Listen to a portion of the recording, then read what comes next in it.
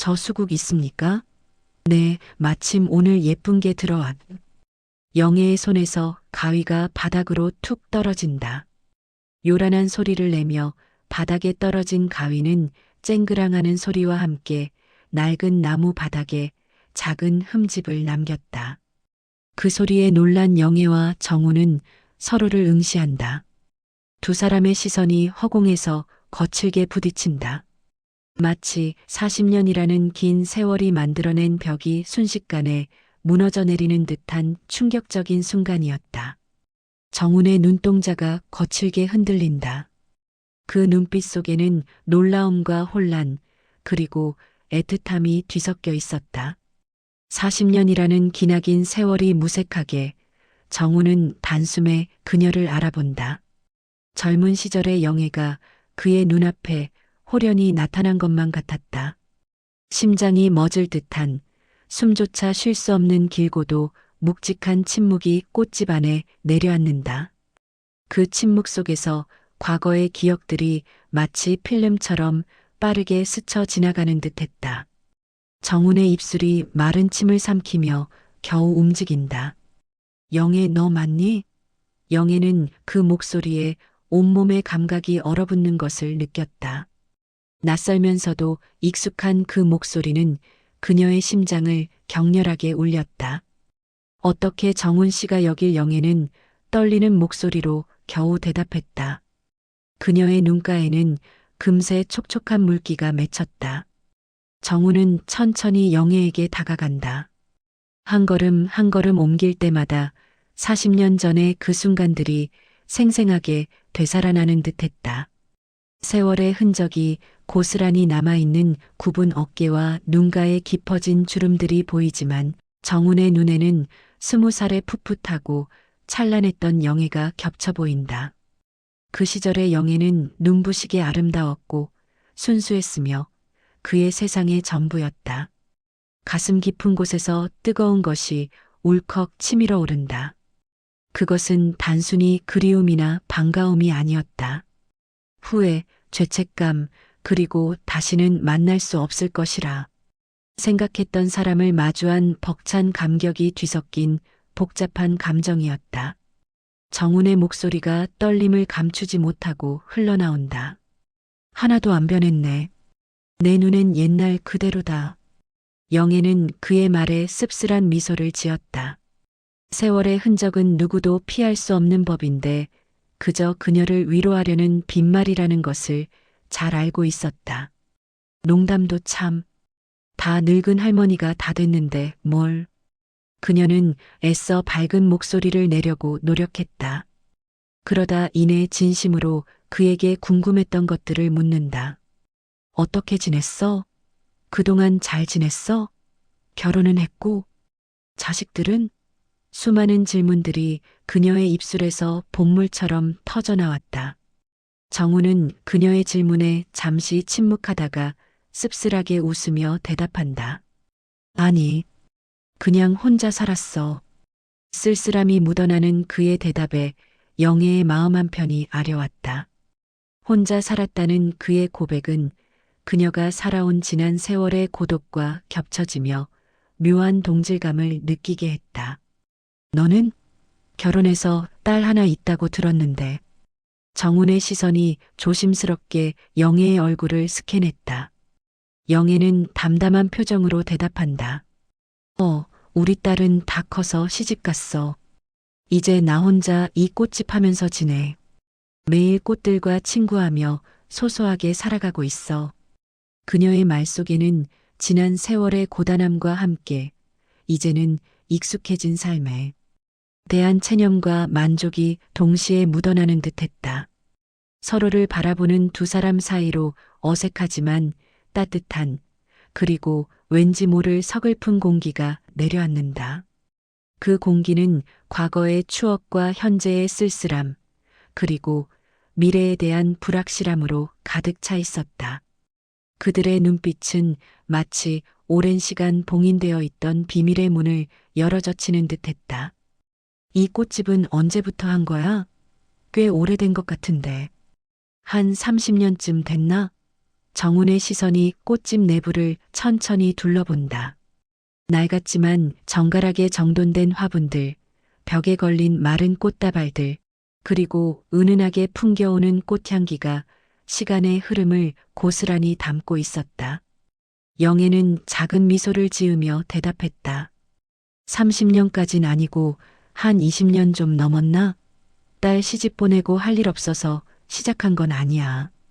그녀는 정훈의 오해를 풀어주려는 듯 손을 내저었다. 그냥 살아보니 꽃이 좋더라고. 사람도 꽃 같고. 피고 지는 인생의 순환 속에서 꽃은 언제나 위안을 주었다. 매일 꽃을 보고 있으면 마음이 좀 평화로워지는 것 같고 번잡했던 생각들이 정리되는 기분이야. 꽃잎 하나하나에 담긴 생명의 경이로움을 느끼면서 하루하루를 성실하게 살아가려고 노력했지. 그래서 말인데 이 꽃집 예전에는 다른 사람이 했었던가? 아니면 내가 처음부터? 정우는 여전히 호기심 어린 눈빛으로 꽃집을 바라보았다. 영애의 삶의 일부가 된 이 공간에 대한 궁금증이 커져가는 듯했다. 아, 이 가게는 원래 우리 할머니가 하시던 떡집 자리였어.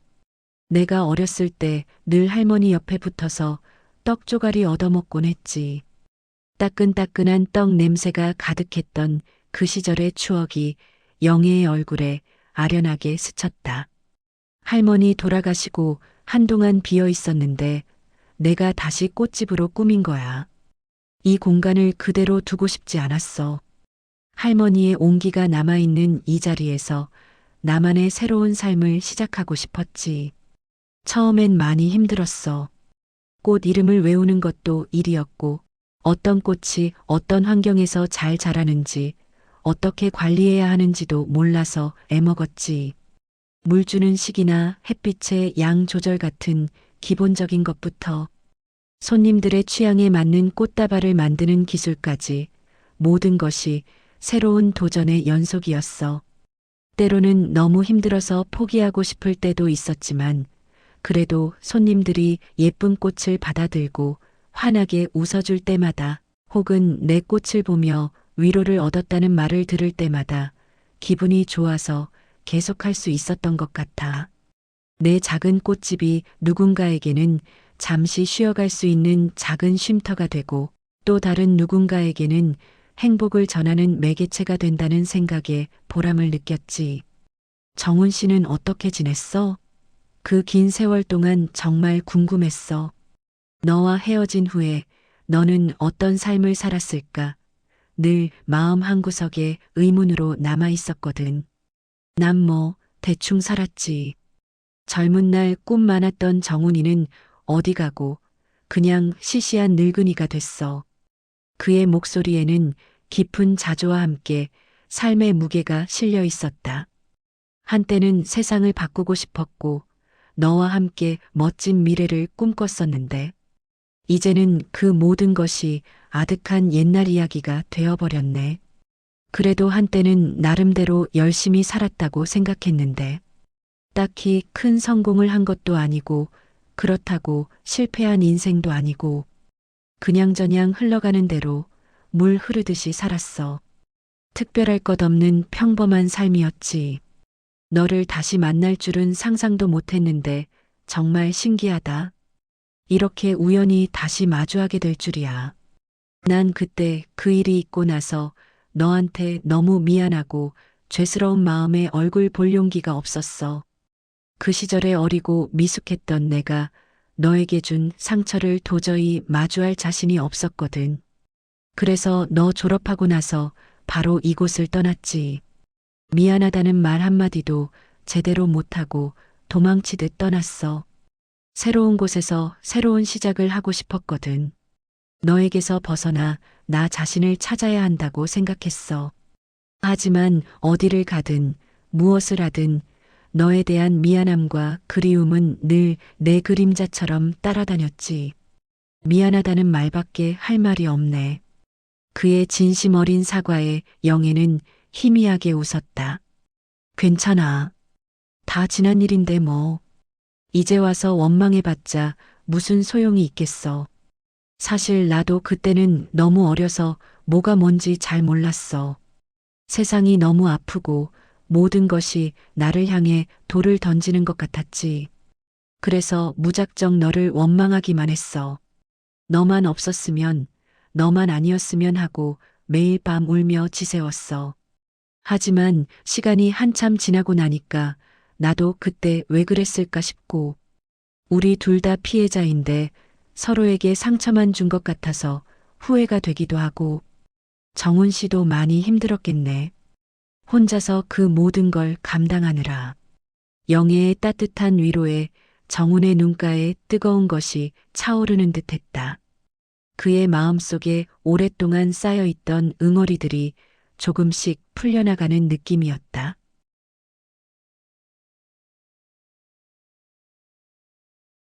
글쎄, 힘들었다고 말하기도 애매해. 그냥 그렇게 사는 게 내 몫이겠거니 생각했지. 어쩌면 그게 너에게 내가 속죄하는 방식이라고 스스로를 합리화했던 것 같기도 해. 하지만 문득문득 내 생각이 나더라. 잘 살고 있는지, 행복한지 늘 궁금했어. 어쩌면 나보다 더 힘들었을 너의 삶이 늘 마음에 걸렸어. 그런데 이렇게 보니 참 잘 지낸 것 같아서 다행이다. 내 얼굴에 드리워진 평온한 미소를 보니 이제야 조금 마음이 놓인다.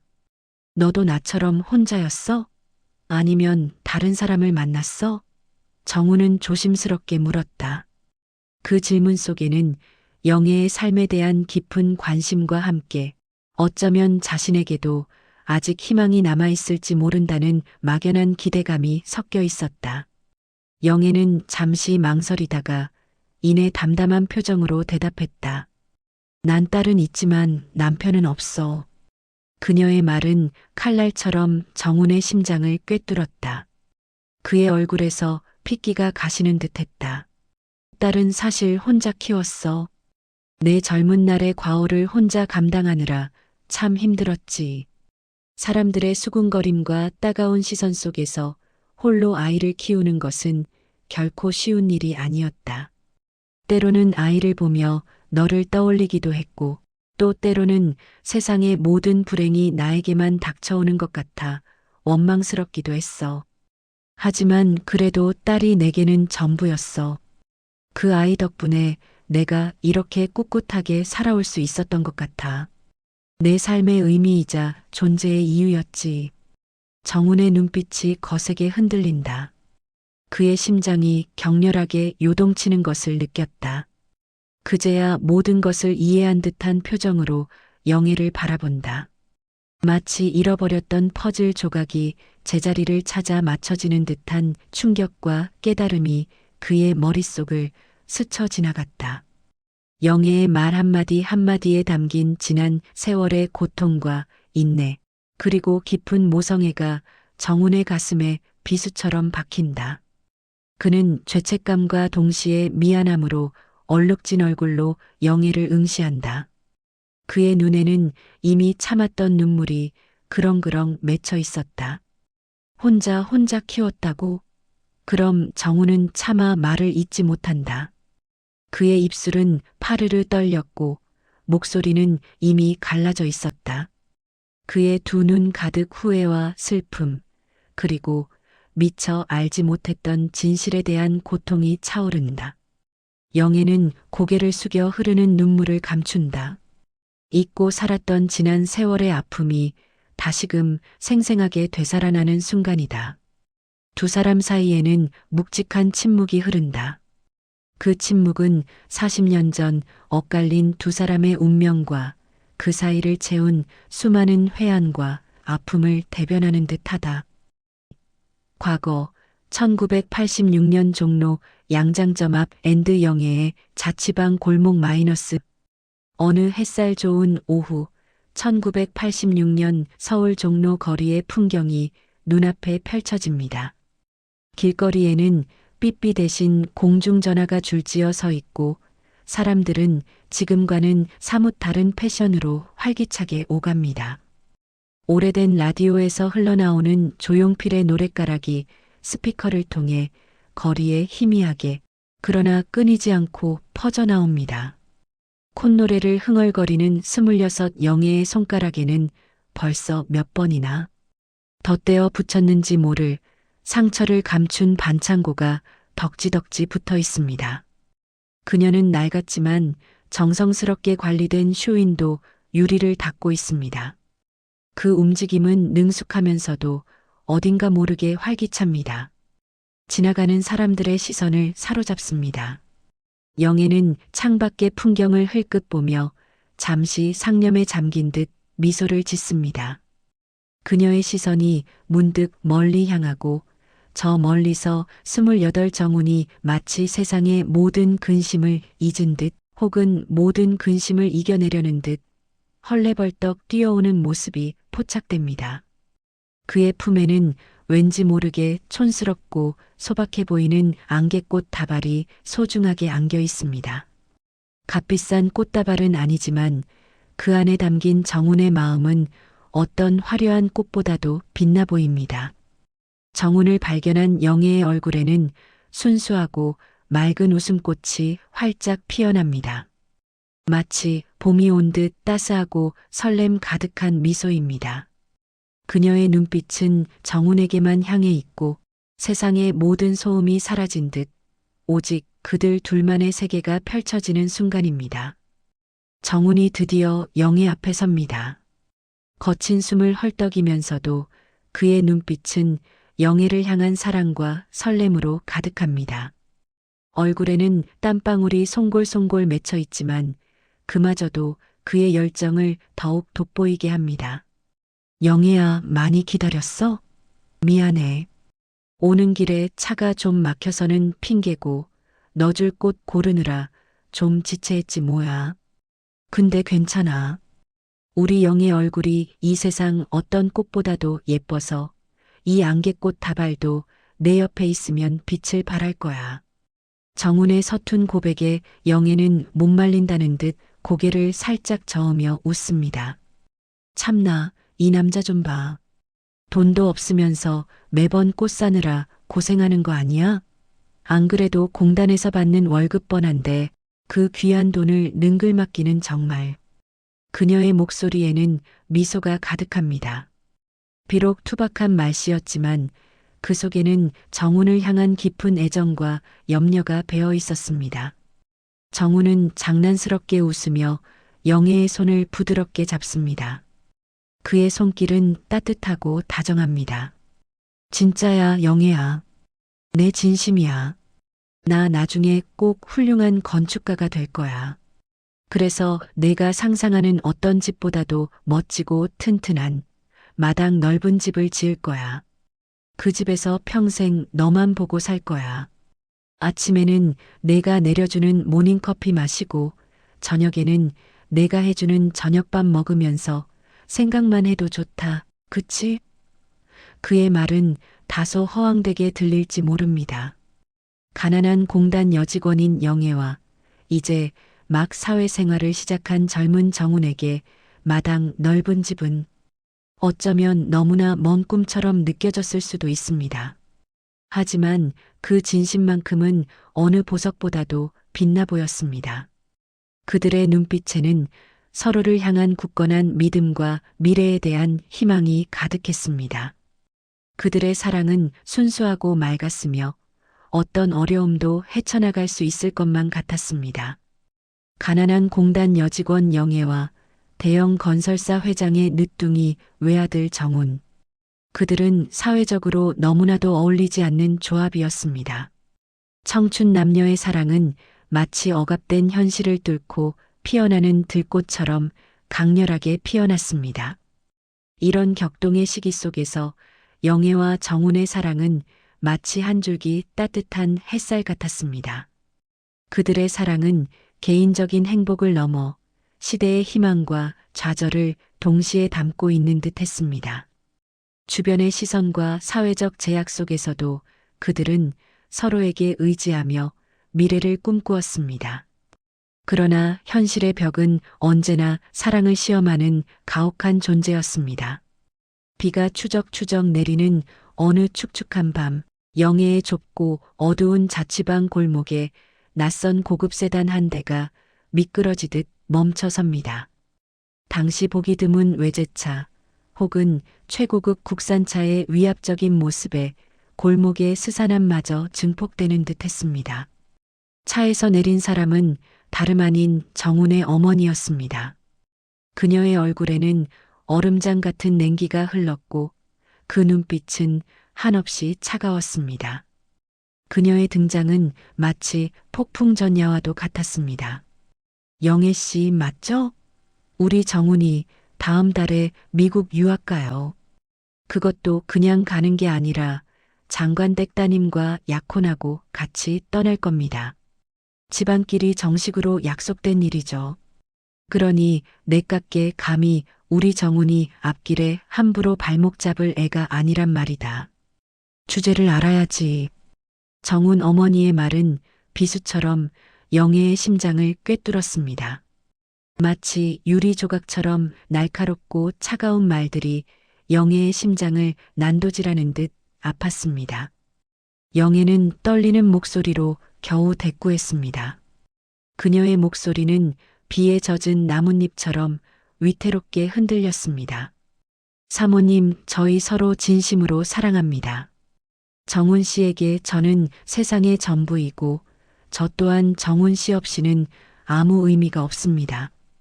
그저 곁에만 있게 허락해 주시면 저는 정말 아무것도 바라지 않습니다. 영애의 간절한 호소에도 정훈 어머니의 표정은 조금도 누그러지지 않았습니다. 오히려 더욱 싸늘해졌습니다. 그녀는 마치 더러운 것을 피하려는 듯 손에 들고 있던 두툼한 돈 봉투를 바닥에 휙 던졌습니다.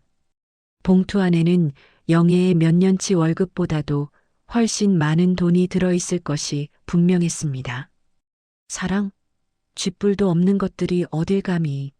사랑 타령은 이게 내가 받을 수 있는 전부다. 이거 받고 당장 떨어져. 다시는 내 아들 앞에 나타나지 마. 바닥에 내동댕이 쳐진 돈 봉투 위로 영애의 뜨거운 눈물이 뚝뚝 떨어졌습니다. 빗물과 뒤섞여 흐르는 눈물은 그녀의 뺨을 타고 흘러내려 바닥에 고였습니다.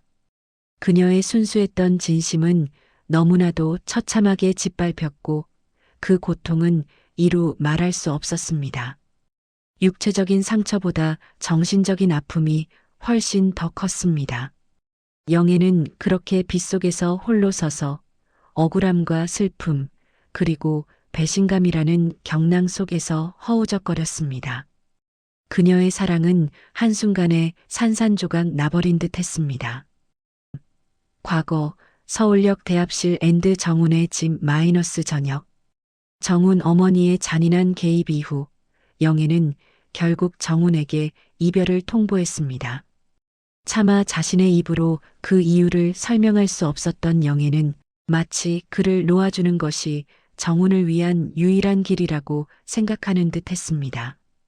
그러나 정훈은 영애의 일방적인 통보에 미친 듯이 매달렸습니다. 그는 영애를 붙잡기 위해 온갖 노력을 기울였습니다. 영애를 만나기 위해 매일같이 그녀의 양장점 앞에서 기다렸고 밤에는 그녀의 자취방 골목을 서성였습니다. 그의 간절한 눈빛은 영애의 마음을 더욱 아프게 했습니다. 결국 정훈은 영애에게 마지막 제안을 했습니다. 그는 절박한 심정으로 영애에게 도망치자며 모든 것을 버리고 함께 떠나자고 애원했습니다. 영애야, 제발 나를 믿어줘. 나는 너 없이는 아무것도 할 수 없어. 우리 함께 도망가자. 아무도 우리를 찾지 못하는 곳으로 가서 둘이서 행복하게 살자. 나는 내가 없으면 살아갈 의미가 없어. 정훈은 영애의 손을 붙잡고 눈물로 호소했습니다. 그들의 도피 장소는 서울역 시계탑 앞이었습니다. 약속 시간은 그날 저녁 6시.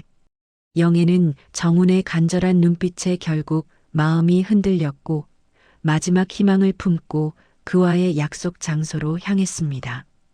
약속한 당일 저녁 6시 서울역 대합실은 퇴근하는 사람들, 고향으로 향하는 사람들, 그리고 사랑하는 사람을 기다리는 사람들로 북적였습니다.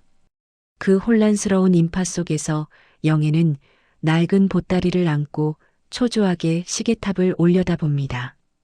그녀의 낡은 보따리 속에는 몇 벌 안 되는 옷가지와 정훈이 선물했던 작은 은반지가 전부였습니다. 그녀의 심장은 불안과 희망 사이에서 위태롭게 흔들렸습니다. 1분 1초가 1시간처럼 길게 느껴지는 순간이었습니다. 6시가 지나고 7시가 지나도 정우는 오지 않았습니다. 영애의 얼굴에는 희미했던 미소가 사라지고 대신 깊은 그림자가 드리워졌습니다. 그녀의 희망은 점점 절망으로 변해갔습니다. 혹시나 하는 마음에 주위를 두리번거렸지만 정훈의 모습은 어디에도 보이지 않았습니다. 사람들의 웅성거림 속에서 영애는 점차 고립감을 느꼈습니다. 그녀는 추운 밤 공기 속에서 홀로 서 있었습니다. 같은 시각 정우는 집 방바닥에 엎드려 피투성이가 된 채 건장한 사내들에게 짓눌려 있었습니다. 그의 아버지 대형 건설사 회장은 아들의 사랑을 용납할 수 없었던 것입니다. 사회적 지위와 가문의 명예를 위해서는 아들의 개인적인 감정쯤은 얼마든지 희생시킬 수 있다고 생각했습니다. 그들의 대화는 억압적이고 폭력적이었습니다. 이거 나, 영애가 기다린단 말이야. 지금쯤이면 서울역에서 혼자 추위에 떨고 있을 거라고. 아버지, 제발요. 저 영애 없이는 단 한순간도 살 수 없어요. 정우는 절규하며 발버둥 쳤지만 그의 몸을 누르고 있는 사내들의 육중한 힘을 이길 수는 없었습니다. 그의 입에서는 핏물이 흘러내렸고 얼굴은 눈물과 땀, 핏자국으로 얼룩져 있었습니다. 하지만 그의 눈빛만은 영애를 향한 간절함으로 가득했습니다. 정훈의 아버지는 차가운 목소리로 명령했습니다. 그의 목소리에는 일말의 망설임도 아들을 향한 연민도 없었습니다. 오직 냉혹한 결단만이 느껴질 뿐이었습니다. 저놈 당장 차에 실어 공항으로 데려가. 미리 예약해둔 비행기 태워서 당장 미국으로 보내. 그리고 한 가지 더, 한국 땅 밟을 생각도 하지 말라고 해. 다시는 내 눈앞에 나타나지 마. 정우는 그렇게 강제로 집에서 끌려나와 공항으로 향했고 예정된 미국행 비행기에 몸을 실어야 했습니다. 영애는 그 사실을 알지 못했습니다. 그녀는 그저 정훈이 자신을 버렸다고 생각할 수밖에 없었습니다. 이들의 엇갈림은 마치 거대한 운명의 장난 같았습니다. 서로를 향한 진심이 있었지만 현실의 거대한 벽 앞에서 그들은 속절없이 무너져 내렸습니다. 밤 10시 서울역 대합실은 이제 거의 텅 비어 있었습니다. 몇몇 노숙인들과 청소부만이 오가는 적막한 공간이 되었습니다. 늦은 밤 어둠이 짙게 깔린 서울역에 홀로 남은 영애는 결국 참았던 울음을 터뜨립니다. 그녀의 울음소리는 고요한 대합실에 서글프게 울려 퍼졌습니다. 그녀는 정훈이 자신을 버렸다고 생각했습니다. 약속 장소에 나타나지 않은 정훈을 배신자로 낙인 찍을 수밖에 없었습니다.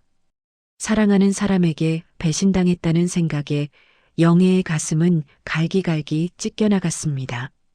슬픔과 분노, 그리고 지독한 절망감이 그녀를 집어삼켰습니다. 그녀는 더 이상 기다릴 힘도 이유도 없었습니다. 영애는 매몰차게 돌아섰습니다. 낡은 보따리를 움켜쥔 채 그녀는 발길을 돌려 어둠 속으로 사라졌습니다. 그렇게 엇갈린 운명은 40년이라는 길고 긴 겨울 속으로 얼어붙었습니다. 현재 공원 산책로 앤드 영애의 집 마이너스 해질녘 다시 현재. 시간은 무심하게 흘러 영애와 정훈의 삶에도 가을 깊은 노을이 드리워졌다. 붉게 물든 하늘 아래 고요한 공원 산책로를 두 사람이 나란히 걷고 있다. 세월의 흔적이 고스란히 묻어나는 그들의 모습은 한 폭의 수채화 같지만 그들의 마음속에는 차마 다 잊지 못한 아픔과 후회가 맴돌고 있었다. 정훈의 얼굴에는 미안함과 애틋함이 뒤섞여 있었고 영애의 눈빛은 어딘가 모르게 아련하고 불안해 보였다. 정훈 나지막이 깊은 한숨과 함께 그때 내가 정류장에 조금만 더 일찍 도착했더라면 우리 운명은 달라졌을까? 어쩌면 우리 헤어지지 않았을지도 몰라. 그 찰나의 순간이 우리 삶을 송두리째 바꿔버렸어. 정말 미안하다, 영애야. 그때 그 어린 마음에 널 지켜주지 못해서 내가 혼자 감당해야 했던 모든 고통과 슬픔을 내가 몰랐던 지난 세월 동안 너의 곁을 지켜주지 못해서 정말 미안해. 내내 이 말을 하지 못해 가슴이 찢어지는 듯 했어. 시간이 아무리 흘러도 그 후회는 내게 지워지지 않는 멍해처럼 남아있어. 정훈의 목소리에는 뼈저린 후회와 함께 오랜 시간 가슴속에 묻어두었던 감정들이 터져나올 듯 끓고 있었다. 그는 영애의 손을 잡으려 했지만 영애는 갑자기 걸음을 멈춘다. 그녀의 눈동자는 초점을 잃고 멍한 시선으로 주변을 두리번거린다. 붉게 물든 노을조차 그녀의 눈에는 낯설게 다가오는 듯했다. 당황한 기색이 역력한 얼굴에는 불안감이 드리워져 있었다. 정우는 순간적으로 싸늘한 기운을 느꼈다. 영애 작게 웅얼거리듯 불안한 목소리로 여기가 어디지? 아저씨, 나 집을 모르겠어. 아무리 생각해도 우리 집이 어디였는지 기억이 나지 않아. 익숙한 풍경인데도 모든 것이 낯설게 느껴져. 마치 처음 와보는 곳 같아. 영애의 입에서 흘러나온 충격적인 말에 정훈의 심장이 덜컥 내려앉는다. 그의 머릿속을 스치는 단어는 단 하나, 알츠하이머. 믿고 싶지 않았던 현실이 눈앞에 펼쳐진 것이다. 그는 애써 평정을 찾으려 노력했지만 걷잡을 수 없는 슬픔과 두려움이 밀려왔다. 사랑하는 사람이 자신을 잊어간다는 것만큼 고통스러운 일이 또 있을까? 정우는 망설임 없이 결정을 내린다. 남은 시간 동안 영애의 곁을 지켜주리라. 그녀의 흐려지는 기억 속에서 길을 잃지 않도록 자신만이라도 든든한 등대가 되어주리라. 그날 밤 정우는 영애의 집으로 자신의 짐을 싸서 들어온다. 영애는 정훈의 갑작스러운 행동에 화를 내며 가방을 밀어낸다. 그녀의 얼굴에는 서글픔과 함께 자신을 동정하는 듯한 시선에 대한 분노가 교차했다. 영의 격앙된 목소리로 눈물을 글썽이며 당신 미쳤어? 왜 여기에 와? 나는 이제 곧 똥오줌도 못 가리고 당신이 누군지도 못 알아보게 될 거야. 내가 얼마나 추한 꼴을 보이게 될지 상상이나 해봤어? 그런 내 모습을 당신에게 보여주기 싫어. 제발 여기서 나가줘. 더 이상 나에게 연민을 느끼지도 동정을 베풀지도 마. 영애의 절규에는 자신을 잃어가는 것에 대한 두려움과 사랑하는 이에게 짐이 되고 싶지 않은 간절함이 담겨 있었다. 그러나 정우는 흔들리지 않았다. 그의 눈빛은 오히려 더욱 단단해졌다. 정훈 영애의 두 손을 꼭 잡으며 애절하고 확고한 목소리로 하니 미안하지만 난 미치지 않았어.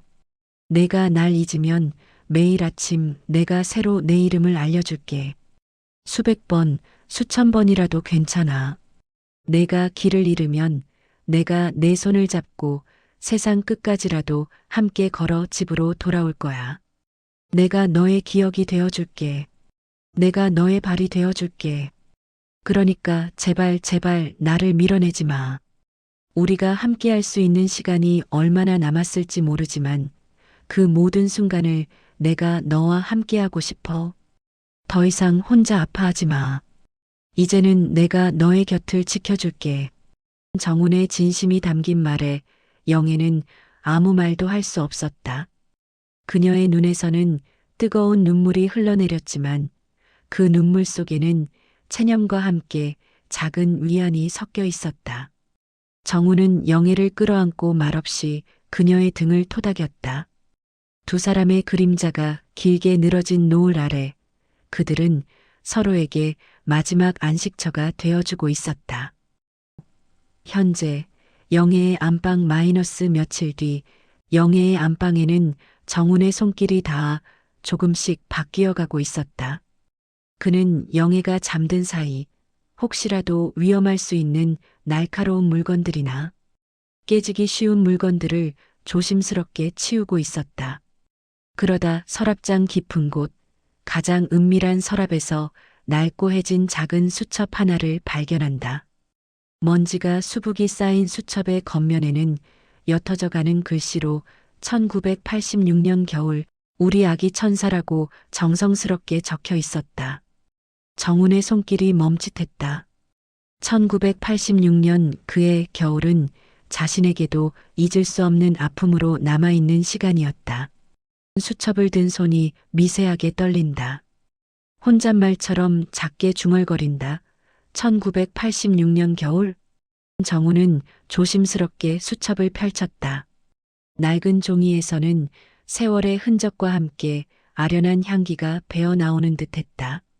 수첩 안에는 20살 영애의 앳되지만 단단한 글씨가 빼곡히 적혀 있었다.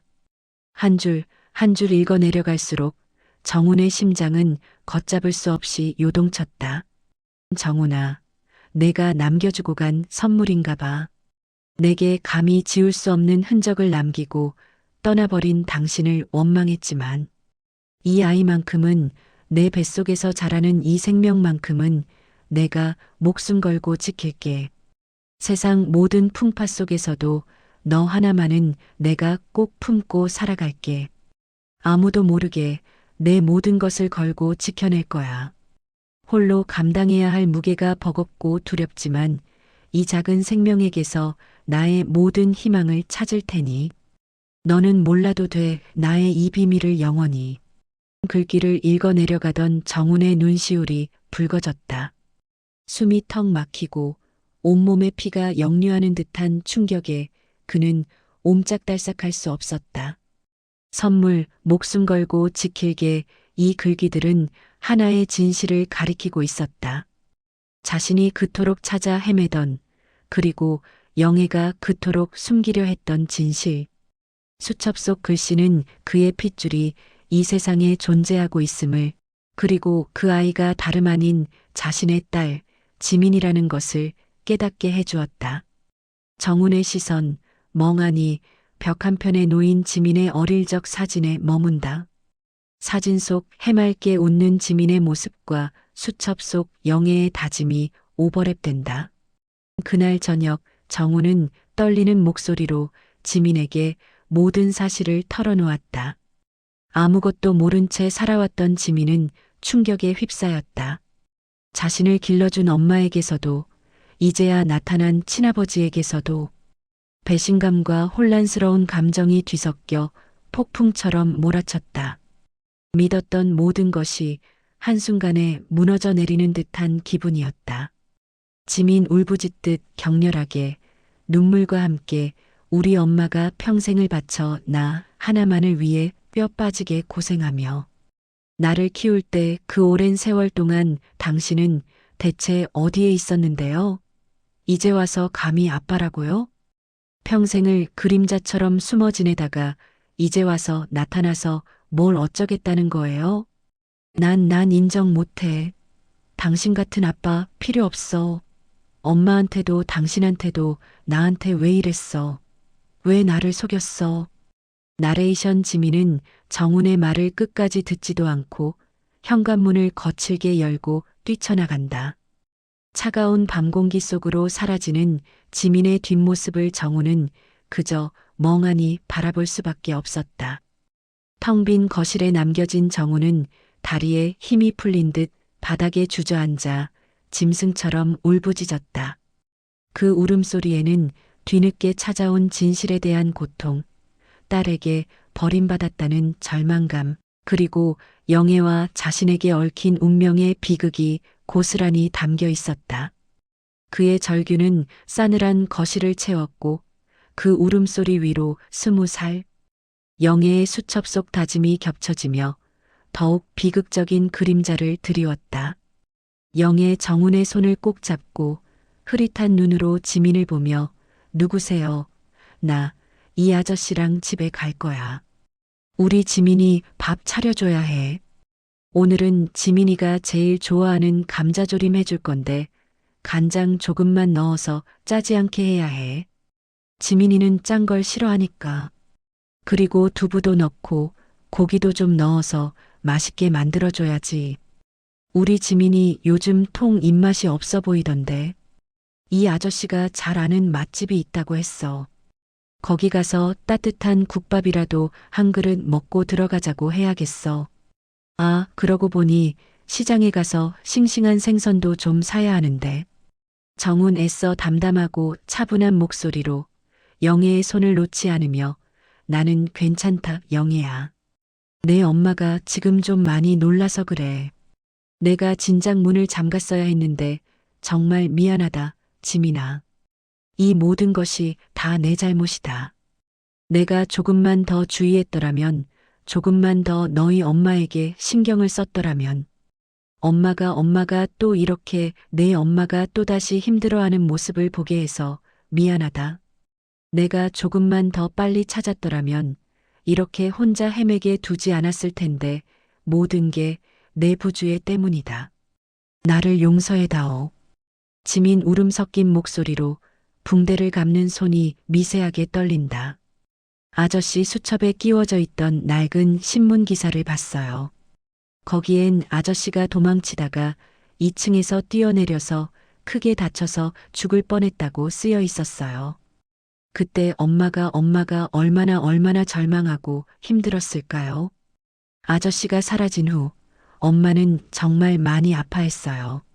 매일 밤 아저씨를 그리워하고 매일 밤 슬퍼했어요. 엄마의 그 모든 아픔이 아저씨의 이 상처와 다르지 않다는 걸 이제야 알 것 같아요. 두 분 모두 너무 많은 고통을 겪으셨군요. 정훈 깊은 한숨을 쉬며 지민의 손을 부드럽게 잡는다. 의식을 찾았을 땐 이미 반년이란 시간이 덧없이 흘러버린 후였어. 그때 내가 너희를 찾아 헤매던 시간이었지. 병원에서 퇴원하자마자 미친 듯이 동네를 아니 온 세상을 뒤졌지만 내 엄마는 이미 떠나고 없더라. 흔적조차 찾을 수 없었어. 그때 내가 너희를 붙잡았어야 했는데 내가 조금만 더 용기를 냈더라면 내가 조금만 더 강했더라면 널 나 없이 낳게 해서 그 모진 세월을 혼자서 홀로 모든 고통을 견디게 해서 내가 정말 천하의 몹쓸 놈이야. 그때 내가 널 두고 떠났다는 후회가 지난 40년을 매일 밤마다 나의 심장을 찢어 놓았어. 잠 못 이루는 밤마다 그 후회가 나를 끝없이 괴롭혔어. 나의 어리석음과 비겁함이 너희에게 너무나 큰 상처를 주었구나. 정말 미안하다. 지민 소매로 눈물을 닦으며 흐느끼는 목소리로 이제는 어디 가지 마요. 이제는 정말 엄마의 마지막 가는 길 혼자 외롭지 않게 아빠가 옆에서 꽉 잡아주세요. 엄마가 아빠를 얼마나 그리워했는지, 아빠가 얼마나 엄마에게 소중한 존재였는지, 제가 그 모든 것을 알고 있으니 제발 엄마 곁에 있어 주세요. 마지막까지 엄마의 손을 놓지 말아주세요. 부탁할게요, 아빠. 처음으로 내뱉은 아빠라는 부름에 정우는 지민을 자신의 품에 끌어안고 소리내어 운다. 그의 어깨가 격하게 들썩이며 그의 굽은 등은 오랜 세월의 고통과 후회를 고스란히 담고 있었다. 현재 병원 호스피스 병동 -1년 후 겨울 끝자락. 하얀 병실 창밖으로 앙상한 나뭇가지에 피어난 벚꽃잎들이 바람에 흩날린다.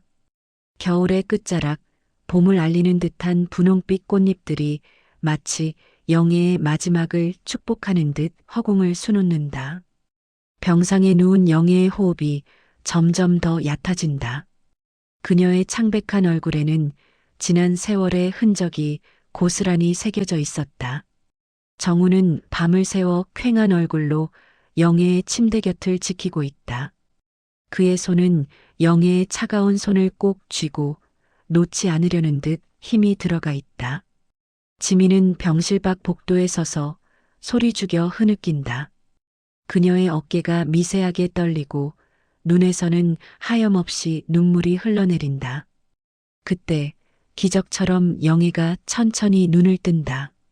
탁했던 눈동자에 잠시 맑고 투명한 빛이 돈다. 그 빛은 마치 20살 영애의 눈빛처럼 생생했다. 영의 힘없는 목소리로 겨우 숨을 쉬며 정훈 씨, 정훈 여기 있어요? 정훈이 영애의 목소리에 벌떡 일어난다. 그의 눈에는 이미 그렁그렁 눈물이 고여 있었다. 참았던 눈물이 그의 뺨을 타고 쉴 새 없이 흘러내린다. 그는 영애의 손을 더욱 꽉 쥐며 그녀의 얼굴을 애틋하게 바라본다. 정훈 떨리는 목소리로 애써 웃으려 하지만 입술이 파르르 떨린다. 그래, 나야. 정훈이. 나 여기 있어, 영애야. 나 보여? 나 여기 이렇게 내 옆에 있잖아. 내가 눈 뜰 때까지 내 곁을 한시도 떠나지 않았어. 내가 보고 싶어 할까봐, 내가 혼자 외로워할까봐 나 여기 그대로 있었어. 내가 보이니? 내 목소리가 들리니? 제발 나를 봐줘, 영애야. 영애 희미하게 미소 지으며 정훈의 얼굴을 흐릿하게 응시한다. 미안해. 너무 늦게 알아봐서. 당신을 우리 지민이 아빠 그동안 얼마나 많이 아팠어. 혼자서 나를 찾아 헤매던 당신의 마음이 얼마나 고통스러웠을까. 내가 당신에게 너무나 큰 아픔을 주었어. 이 모든 게 다 나의 불찰이야. 당신의 마음을 아프게 해서 미안해. 하지만 고마워. 내 마지막이 당신이라서 참 다행이야. 당신을 다시 만나게 해줘서 이 지독한 삶의 마지막 순간을 당신과 함께 할 수 있어서 너무 고마워. 이보다 더 큰 축복은 없을 거야. 정훈 고개를 저으며 영애의 손등에 자신의 눈물을 떨군다. 그런 말 하지 마, 영애야. 우리는 아직 함께 해야 할 시간이 너무나 많아. 우리 내년에도 지민이랑 셋이서 벚꽃 보러 가야지. 응? 약속했잖아. 우리 꽃밭에도 가고 맛있는 것도 먹고 아직 못 가본 곳도 얼마나 많은데. 앞으로 우리 세 식구가 함께 할 일들이 얼마나 많은데. 제발 영애야. 나를 두고 가지 마. 우리 약속했잖아. 영원히 함께 하자고. 영애 정훈의 손을 약하게 쥐며 그녀의 눈빛은 아련한 슬픔과 따뜻한 사랑으로 가득하다. 사랑해, 정훈 씨. 내 생에 가장 소중한 당신 다음 생엔 우리 절대 헤어지지 말자. 다시 태어나도 나는 당신을 찾을 거야. 기차역에서 내가 꼭 기다릴게. 당신을 다시 만나기 위해 내가 얼마나 오랜 시간을 기다렸는지 몰라. 이제는 정말 당신 곁에서 영원히 함께하고 싶어. 영애의 눈이 천천히 감긴다. 쥐고 있던 정훈의 손에서 서서히 힘이 빠져나간다. 심장 박동기가 날카로운 경고음을 낸다. 삐익 길게 이어지는 경고음은 마치 그녀의 마지막 숨결처럼 허공에 울려 퍼진다. 정훈은 영애의 가슴에 얼굴을 묻고 오열한다. 그의 울음소리는 병실을 가득 채우고 복도를 넘어 병원 전체에 퍼져나가는 듯했다. 슬픔과 절규가 뒤섞인 그의 울음은 듣는 이의 심장을 찢어놓는 듯했다. 정훈 목이 터져라 울부짖으며 영애의 이름을 부르짖는다. 안 돼, 영애야, 제발 조금만 더 있다. 조금만 더 내 곁에 있어 줘. 내가 널 어떻게 보내. 널 다시는 잃을 수 없어. 영애야, 나를 두고 가지 마. 나 혼자서는 어떻게 살아가라고. 이렇게 나를 혼자 두고 떠나지 마. 병실 안을 채우는 정훈의 서러운 울음소리 위로 40년 전 환하게 웃으며 안개꽃을 봤던 20살 영애의 모습이 아스라이 겹쳐진다. 그녀의 미소는 햇살처럼 눈부셨고 그녀의 웃음소리는 맑은 종소리 같았다. 풋풋하고 순수했던 그 시절의 영애가 마치 어제의 일처럼 생생하게 정훈의 기억 속에 되살아난다. 그 모든 찬란했던 순간들이 주마등처럼 정훈의 눈앞을 스쳐 지나간다. 그는 영애의 마지막 순간을 붙잡으려 안간힘을 쓰지만 시간은 냉정하게 흘러갈 뿐이다. 다시 1년이 지났다. 시영애가 운영하던 작은 꽃집에는 정훈과 영애의 꽃이라는 새로운 간판이 정겹게 걸려 있다. 백발이 더 짙어진 정훈과 이제는 어엿한 숙녀가 된 지민이 나란히 앞치마를 두르고 꽃에 물을 준다. 그들의 손길은 정성스럽고도 애틋하다. 꽃잎 하나하나에 영애에 대한 그리움과 사랑이 담겨 있는 듯하다.